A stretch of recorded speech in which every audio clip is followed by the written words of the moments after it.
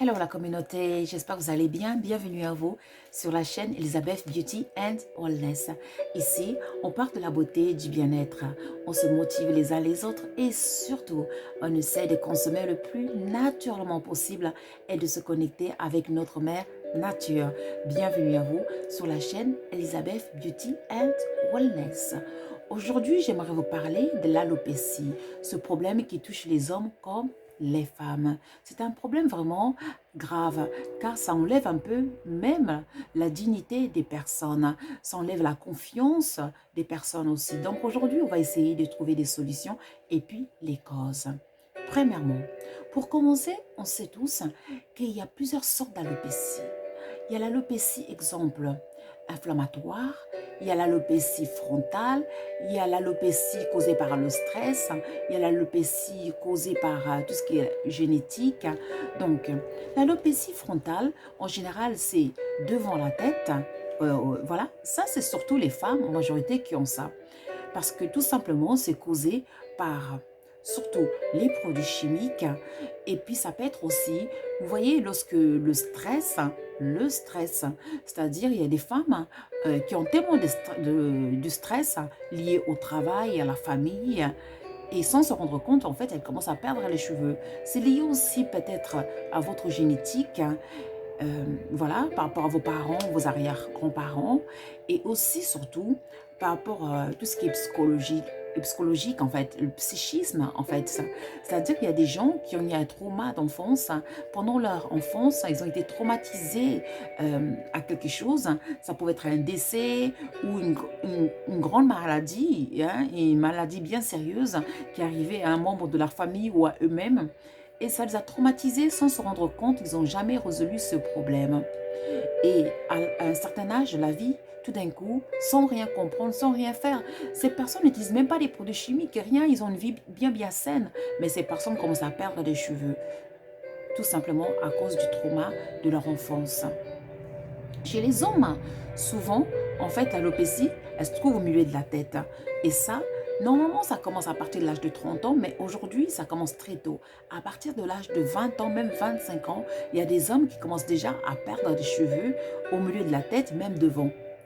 Et aujourd'hui, ça gêne surtout côté esthétique. Il y a beaucoup d'hommes qui complainent, qui ont beaucoup de soucis concernant l'alopécie très prématurée.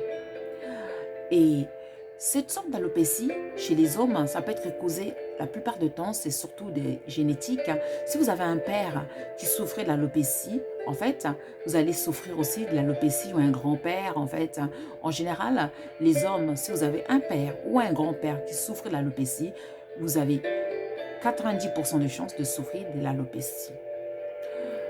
Il y a aussi l'alopécie, en fait, qui est inflammatoire, c'est-à-dire, en fait, une sorte d'alopécie, en fait, qui vous crée des croûtes sur la tête, en fait, sur le cuir chevelu. Donc, vous avez beaucoup de croûtes, vous avez même des fois des saignements, des inflammations, des boutons, voilà, même un peu de la pus. Ça, c'est vraiment l'alopécie inflammatoire. C'est causé par des microbes, donc, on va en parler un peu plus après. Et puis, il y a l'alopécie, vous voyez, il y a des gens qui perdent les cheveux, qui ont plein de trous un peu partout, en fait, sur la tête, en fait. Et ça, c'est une sorte d'alopécie, en fait, qui s'est produit par rapport à un choc émotionnel que la personne a eu, mais la personne a complètement oublié, en fait. Et tout d'un coup, la personne, comme ça se retrouvait, la personne était bien, hein, avait des très beaux cheveux, pas de problème. Tout d'un coup, la personne se retrouve avec plein de trous un peu partout sur la tête. Et puis, enfin, il y a l'alopécie. Tout d'un coup, on se retrouve, on commence à perdre des cheveux comme si on avait un cancer. On a les cheveux qui tombent dans nos mains. Lorsqu'on se tire les cheveux, on retrouve plein de cheveux sur nos mains, en fait. Ça, c'est une sorte d'alopécie, surtout qui vient d'une carence aussi. Donc, et puis l'alopécie, en fait, fatale, c'est-à-dire les personnes qui perdent les cheveux s'en vont, et puis même les poils des aisselles, les jambes, partout, les personnes restent sans poils, sans cheveux. Dans ce cas, il n'y a pas vraiment grand-chose à faire, en fait, dans ce cas. Donc, concernant l'alopécie frontale devant les femmes, donc, comme je viens de mentionner, les causes souvent, les causes traumatiques de l'enfance, le stress, les femmes qui ont la vie de tous les jours, le travail, les enfants, et en plus ils doivent pleurer à leur homme, être tout le temps, et voilà, parfaite. Donc la femme parfaite, ça ne marche pas. Au bout d'un moment, on commence à attraper l'alopécie devant et tout ça. Et il y a aussi les causes aussi, je vais dire, les produits chimiques qui fragilisent le cuir chevelure et puis surtout les cheveux que en général les femmes font en fait à force de tirer la racine aussi, ça peut nous faire perdre les cheveux, ça peut créer l'alopécie et surtout les femmes, il y a aussi ce problème des carences. La carence en, en fer, ferratine en fait. La plupart des femmes africaines en général, elles souffrent de problèmes de fer, des carences en fer. Il y a aussi une carence en vitamine D3, pas B3, D3 aussi. Donc, les femmes, il faut vraiment, avant de régler votre problème frontal de l'alopécie, il faut regarder, il faut faire des prises de sang, regarder si vous avez un taux important, un taux assez en fer tout simplement. Et puis, regardez aussi si vous avez assez de vitamine D3. Au cas où vous n'en avez pas assez, ou vous avez des doutes, vous pouvez toujours consommer des compléments alimentaires. Voilà, c'est riche en vitamine D3 et puis en fer, ou aller à votre pharmacie, ou tout simplement, comme on aime la nature, on va consommer des plantes naturelles. Pour le faire, exemple, vous avez les plantes que j'ai souvent parlé dans mes vidéos. Exemple, vous avez les feuilles de Jeka. Oui, les feuilles de Jeka. Vous avez le PB.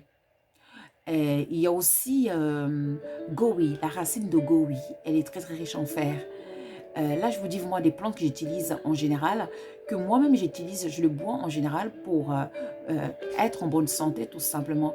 Parce que j'avais une petite carence en fer aussi, mais depuis que je bois en général régulièrement, c'est-à-dire ce mélange, la racine des guenilles, les feuilles de Jeka que je mélange avec le PB, je mélange avec Nep Nep, je le bois bien sûr. En général, vous savez que ces plantes, on l'utilise pour la fertilité, on l'utilise pour le bien-être, pour nettoyer nos organes, les garder en bonne santé.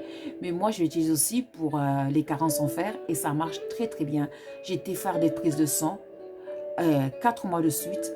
J'ai plus du tout de carence de fer. Donc, on est nature, on consomme du naturel. Si vous n'avez pas tous ces épices, vous pouvez toujours utiliser les épinards. Voilà, ça marche bien. Le brocoli. Utilisez beaucoup des haricots rouges.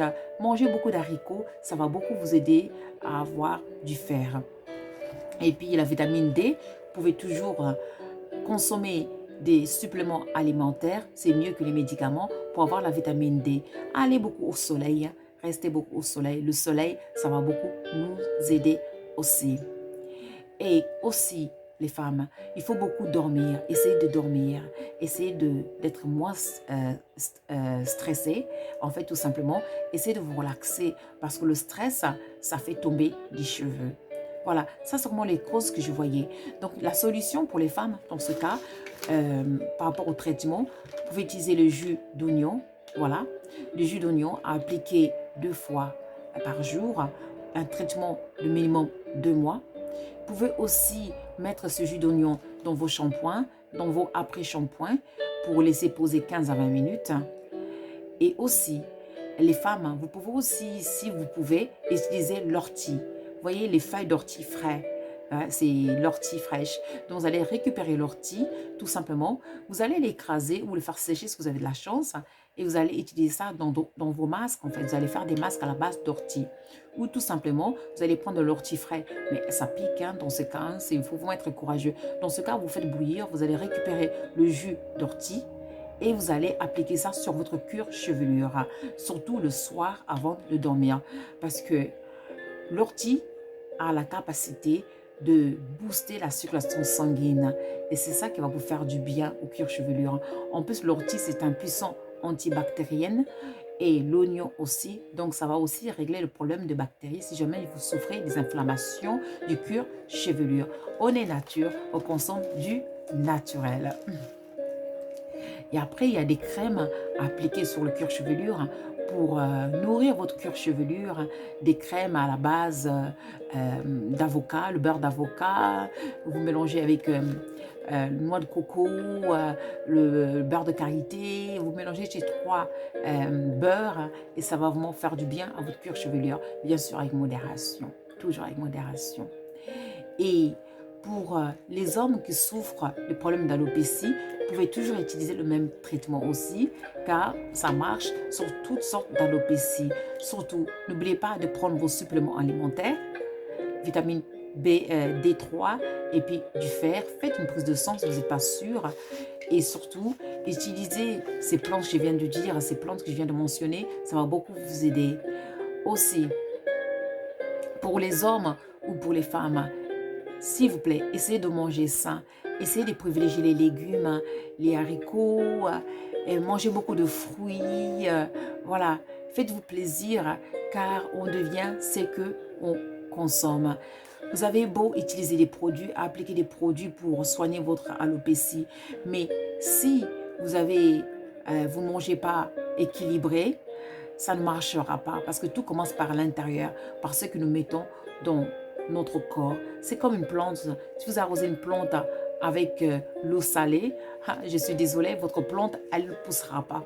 C'est la même chose avec nous, les êtres humains. Il faut beaucoup boire d'eau, il faut manger beaucoup de légumes et puis beaucoup d'haricots et bien dormir.